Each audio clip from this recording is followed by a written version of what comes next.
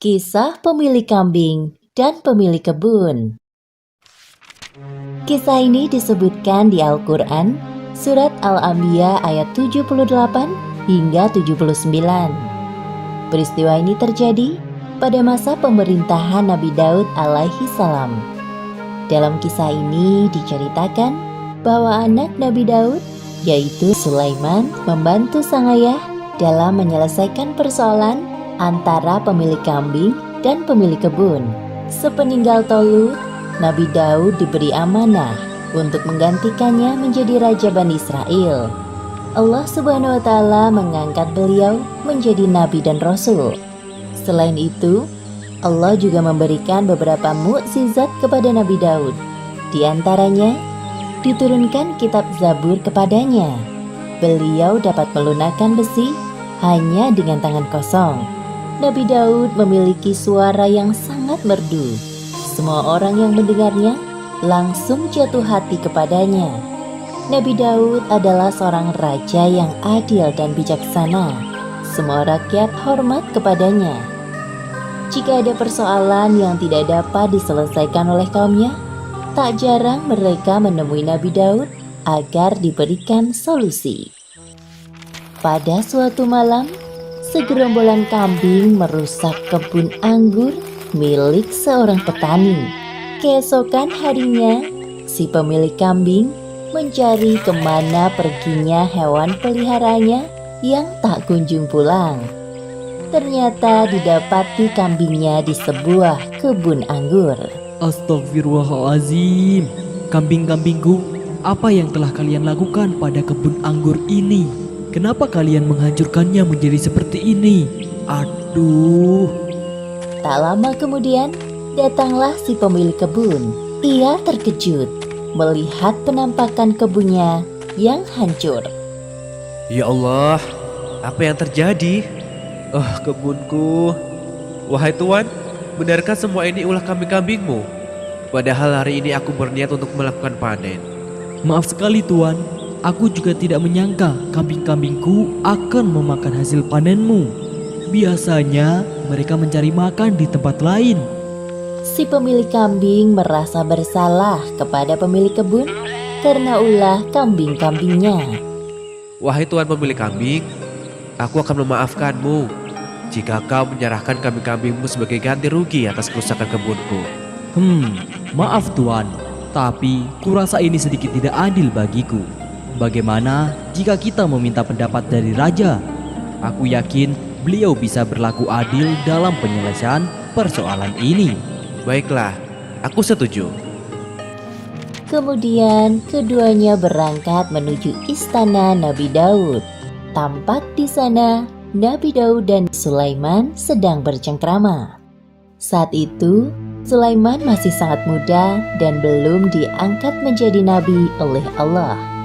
Wahai kaumku, apa gerangan yang membuat kalian datang ke istana sepagi ini? Wahai Raja, tepatnya tadi malam, kambing-kambing milik Tuan ini telah merusak kebun anggur milikku.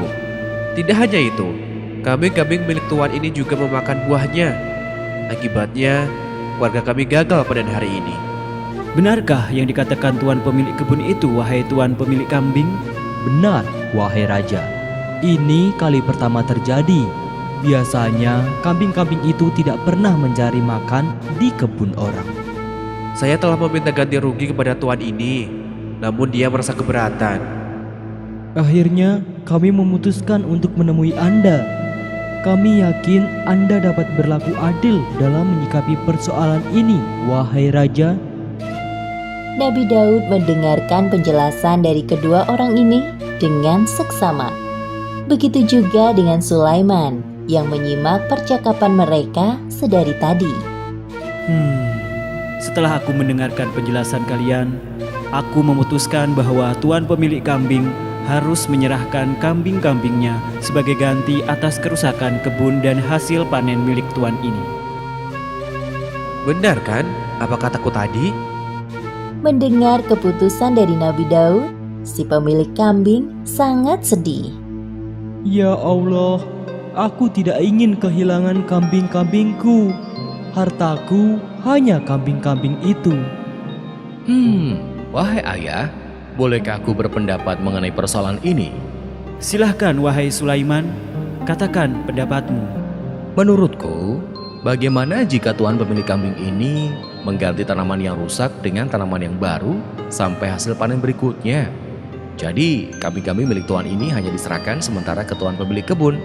Nah, sembari menunggu, tuan pemilik kebun diperbolehkan untuk mengambil manfaat dari kambing-kambing milik tuan ini, seperti susu dan bulunya. Semua orang mendengarkan penjelasan Sulaiman dengan cermat. Nabi Daud tersenyum melihat kebijaksanaan anaknya. Beliau pun setuju dengan usulan Sulaiman. Ya, aku setuju dengan usul itu. Engkau sungguh cerdas dan bijaksana wahai Sulaiman. Seperti yang disebutkan dalam Al-Quran, Surat Al-Anbiya ayat 78 hingga 79. Dan ingatlah kisah Nabi Daud dan Sulaiman ketika keduanya memberikan keputusan mengenai ladang, karena ladang itu dirusak oleh kambing-kambing milik kaumnya, dan kami menyaksikan keputusan yang diberikan oleh mereka itu. Maka kami memberikan kepada Sulaiman tentang hukum yang lebih tepat, dan kepada masing-masing kami berikan hikmah dan ilmu. Terima kasih wahai ayah. Sesungguhnya semua ilmu yang aku miliki adalah karunia dari Allah. Subhanallah, Maha suci Allah. Jadi, seperti yang kalian dengar dari Sulaiman barusan keputusanku. Bagaimana tuan-tuan? Apakah kalian dapat menerimanya? Iya, saya menerimanya. Wahai Raja, Alhamdulillah. Terima kasih wahai Raja dan Sulaiman. Demikianlah akhir kisah pemilik kambing dan pemilik kebun pada zaman Nabi Daud. Pelajaran yang dapat kita ambil dari kisah ini diantaranya: pertama, hendaknya kita membiasakan diri untuk bersikap adil dalam menyikapi persoalan kehidupan, sehingga tidak ada salah satu pihak yang merasa dirugikan.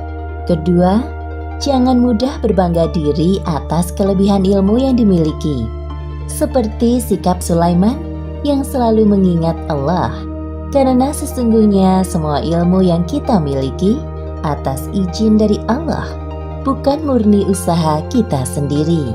Wallahu a'lam bishawab.